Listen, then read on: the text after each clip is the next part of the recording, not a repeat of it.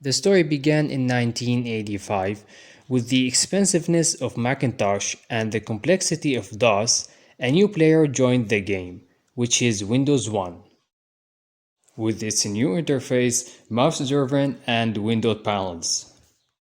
But because it was built on top of DOS, which made it slow, Windows 2 and Windows 3 after it replaced it very quickly. And with the new version of Windows, which is Windows 95, the simple and user-friendly interface made it the most popular operating system, and it became the default operating system for personal computers. With the increasing of users, Windows got even better with Windows XP, and the best of all operating systems, which is Windows 7, provided maximum hardware compatibility, high performance, and beautiful user interface. And Windows 7 became the king of operating systems. But let me tell you that we have reached the peak of the mountain, and the falling began since then, with the idea of a unified operating system that works on desktop and mobile devices. And with the help of Nokia phones, this is how Windows 8 was born. Windows 8 was a bad experience for PC users and had many issues.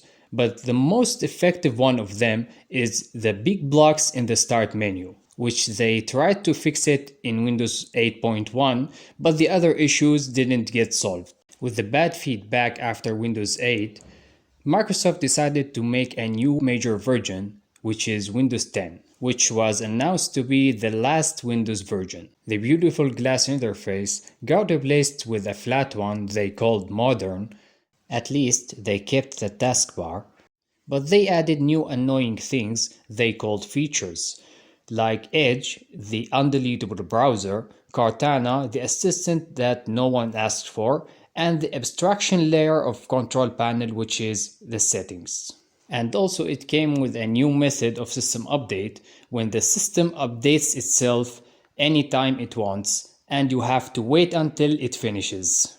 And you can't make sure that after the update, your system will not break again. And things got worse when they stopped the support of Windows 10 and introduced the new version, which is Windows 11. With this new interface, an uglier copy of macOS, heavier on your system resources, you need a Microsoft account just to log in, and an AI assistant to send your data to Microsoft. Maybe you are wondering, what options do we have right now? Well, we have a couple of options, but to be honest, none of them is actually good enough. You can stick with Windows 11 and buy a whole new PC just to run this operating system and get your data stolen by Microsoft.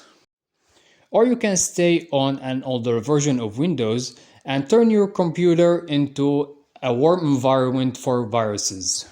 Or you can buy a MacBook, which can cost you double or triple the price of any other gaming laptop out there.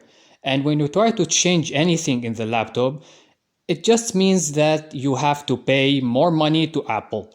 Or you can try the open source ones and spend the next week switching from one to another and try to solve their problems by copying random commands from the internet. As you see, the state of operating systems is not good at all, and computer users are just hoping that things will not get worse.